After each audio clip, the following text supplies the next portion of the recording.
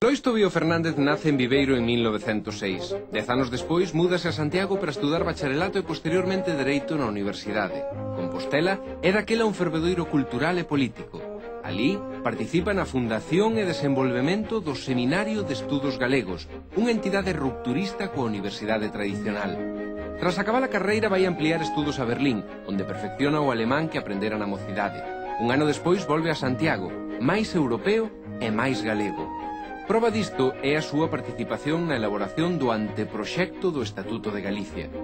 Durante a Guerra Civil exerce como secretario xeral do Ministerio de Estado. Colabora en Barcelona co goberno republicano e coñece a que sería a súa esposa. A parella dúralle pouco a súa lúa de mel, xa que na mesma noite de bodas teñen que emprender a dura viaxe do exilio. Tras pasar por París, a Habana e México, Lois acaba establecéndose en Montevideo. Alí, atópase con outros persoeiros do galeguismo, como a Castelao, que lle encomenda a formulación dunha entidade que represente a autonomía galega no exilio, o Consello de Galiza. Lois Tobío alterna o seu traballo como escritor e publicista na delegación dos Laboratorios Roche cun intenso activismo político e intelectual. De volta a España recebe importantes recoñecementos, antes da súa morte en 2003. Gondomar consiguió atraerse al rey Jacobo por su carácter y por su formación cultural en la que ambos coincidían. Pero Natalia aínda ten outro antergo famoso máis, Ovidio Murguía, un dos fillos de Rosalía. Este sitio conócelo. Sí. Estamos na Praza do Obradoiro. Este é o hostal dos Reis Católicos. Sí. Aquí na Praza do Obradoiro, sí, ao pé da Catedral de Santiago. Ti sabes que hoxe, para dormir aquí, fai falta estar moi ben de cartos. Sí, a verdade é que sí. Pero hai tempo, para estar aquí, facía falta estar moi mal. Non mal de cartos, facía falta estar mal de saúde. Porque isto era o hospital real. Imos está dentro. Aquí era onde se trataba de curar a xente, con moitos menos medios que a hoxe, e por iso as pestes eran tan letais. E esta é a sala de doentes, onde estaban os enfermos máis graves. Aquí traían os enfermos máis graves para que puideran escoitar a misa, e desde aquí escoitaban a misa. Eles non podían moverse da cama porque moitos estaban enfermos da peste branca, da tuberculose. E esa é a pista, que o teu antepasado famoso perdeu a un familiar moi cercano por culpa da tuberculose. Faste unha idea de quen é? Non? Non. Non? A morte por peste branca, por tuberculose, estaba asociada a unha... tiña así como un halo de romanticismo. Non? Non me fago unha idea, pero... Se cadra mirando para a capela. Malia o seu aire romántico, o certo é que esta doenza levouse por diante moitas vidas. Socialmente asociada á pobreza, a chamada peste branca maniféstase pola tos e a febre, e o único tratamento consiste en moito descanso e en comer a fartar. Foi a principal causa de morte en España a comezos do século XX e durante a guerra e a posguerra civil.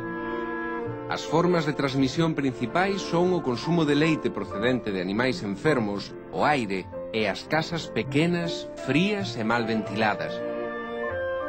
Os doentes de tuberculose son illados do mundo e entre eles contanse xeracións enteiras de mozos. Este é o caso da xeración dos doentes á que pertence Ovidio Murguía. Unha prometedora fornada de novos pintores que caeu fulminada ás portas da súa madurez. Un artista. Gustaríache ter como antepasado... Sí, famoso... sí. Un artista. Sí. Podemos ir por las escaleras. Natalia, trouxémoste ata o Museo de Belas Artes da Coruña.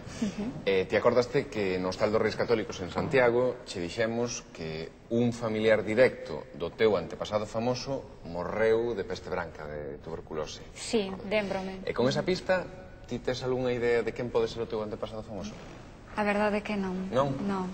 Nin a máis remota idea? Nin a máis remota idea. Hai moitos familiares da familia do meu avó que faleceron de tuberculose, pero... Gustanche estes cadros?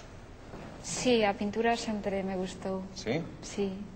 Estes cadros pertencen a unha xeración que foi coñecida como a xeración dos doentes, porque moitos destes pintores morreron de tise.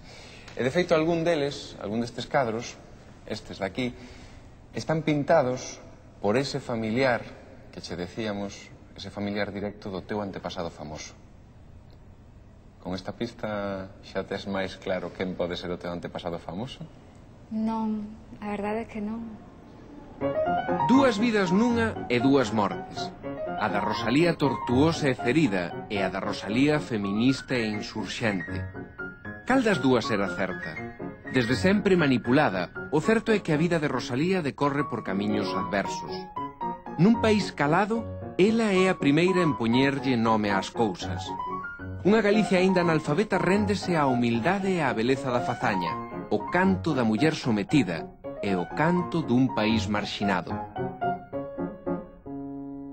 Ela, en todo caso, tivo a fortaleza suficiente como para seguir producindo casi até o final, non? E para seguir mantendo contra vento e marea a súa familia, a educación dos seus fillos, o cuidado dos fillos, etc., con un temple que non casa nada con esa imaxe da Rosalía así, lacrimóxena, non?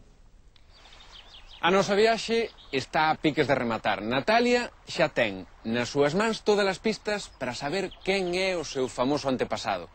Nós dixémoslle que se criou en Ames, como a ela, que fixo unha viaxe de Santiago a Madrid en dilixencia, que cambiaría a súa vida, e que un familiar moi achegado dese antepasado morreu de tise. Con todas estas pistas, Natalia xa descubriría que o seu antepasado famoso é a ilustre Rosalía de Castro. Finalmente, podemos dicir que Natalia e Rosalía xuntan as súas ramas nos Biojo Vidal, bisavós de Rosalía e dúas xeracións por riba duns tataravós de Natalia. Vamos desvelar por fin quen é o teu antepasado famoso. Tes xa así... No. Aquí, no Hostal dos Reis Católicos de Santiago, nesta capela, foi onde se bautizou este parente famoso teu. Con esa última pista tampouco sabes aínda quen é? Ni idea. Non sabes se é home, se é muller? Intúo que é un home. Un home.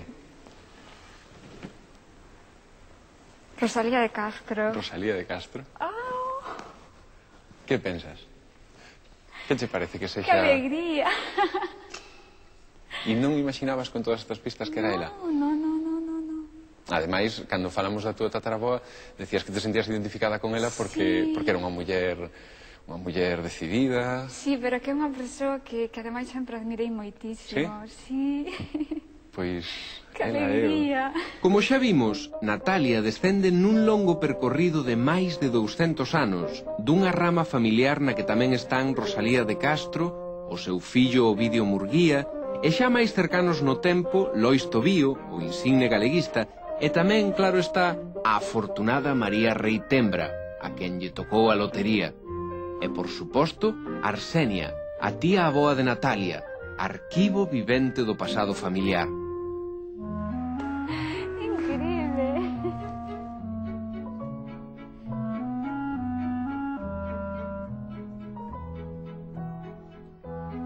Non temos que pensar que Natalia é un caso á parte. Seguramente calquera de nós ten un antepasado con tanta sona como Rosalía. Quedades convidados a descubrir quen sodes, a descubrir a vosa famosa familia.